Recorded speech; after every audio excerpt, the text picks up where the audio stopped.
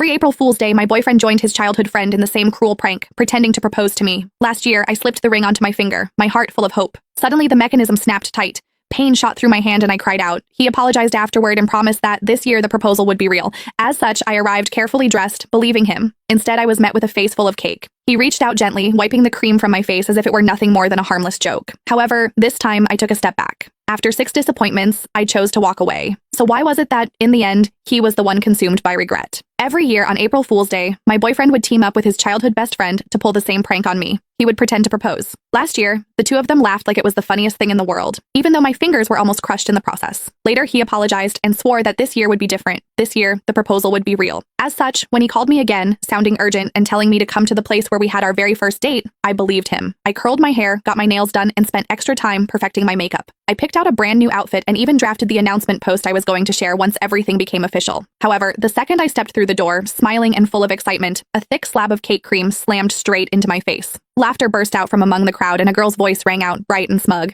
"I told you Whitney would show up, Nolan. You lost." Nolan Jones walked over and, just like always, gently wiped the cream off my face. "You got all dressed up," he said with a soft smile. "It's a shame about the outfit." Then he added, like it was nothing, "I made a bet with the guys about whether I could get you to come. I said you wouldn't.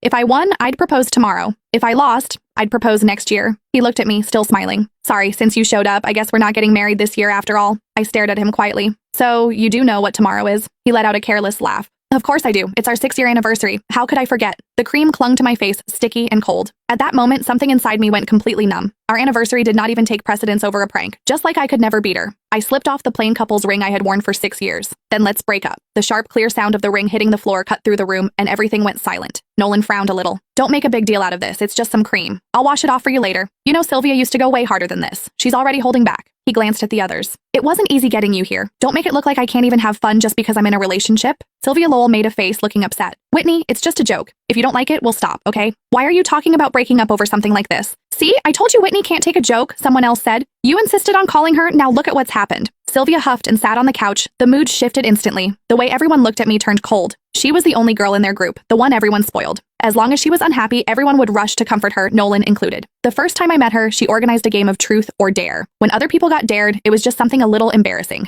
However, when it was my turn, they asked me to do something way out of line in front of everyone. All I said was that it was too much and I did not like it. Sylvia's eyes immediately turned red and she ran out of the room. Everyone ran after her, Nolan too. The welcome party that was supposed to be for me ended with me sitting there alone. He never said anything about it afterward, but from that day on, he never brought me to their gatherings again, unless Sylvia said it was okay. Then Nolan looked at me, his brows pulled tight. "Whitney, apologize to Sylvia. Before, I would have swallowed everything. I would have forced a smile,